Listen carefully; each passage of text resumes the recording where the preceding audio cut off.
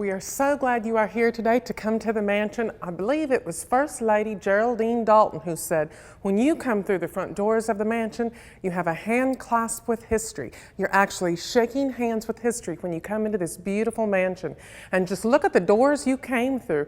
They're large and they're massive. They're 13 feet tall. They weigh hundreds of pounds and they swing perfectly on German hinges, so-called German hinges because that's where the metal was first made. It's actually made of zinc, copper, and nickel all put together.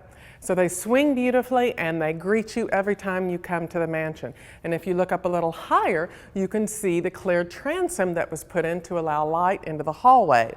Now there's a second set of double doors into the mansion that have glass panes in them. It was actually Governor Marmaduke who put those glass doors in because he liked to work here in the great hallway of the mansion to do his work, and he wanted to let some light in. It was also First Lady Geraldine Dalton who said, I stand a little taller every time I come into the mansion.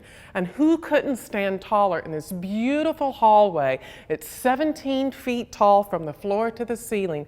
And if you look at the stenciling above, you can see all the different patterns that were made that were very popular back in the 1870s. That's actually 23 karat gold that is painted on the ceilings. And artisans back then used silver and gold to illuminate light back into the room to give it sparkle and lovely illumination for the governor's parties and inaugural balls that they would have here. If you look on the floor below, you can see the same kind of patterns made out of oak and walnut. And they were also popular designs for mansion in the 1870s and the 1880s. When you walk into the great hallway, the first thing you notice are these beautiful chandeliers that are hanging down, the open doorways from side to side, and the wide soaring windows all the way across. This type of architecture was called Renaissance Revival. It took its influences from Italian and Greek architecture. All of the designs are long and straight with a lot of classical orders and beautiful designs built in. When the mansion was built, though, in 1871, we didn't have electricity, we didn't have bathrooms, and we didn't have closets. So how did the mansion light itself? With either gas light, candle light, or oil light.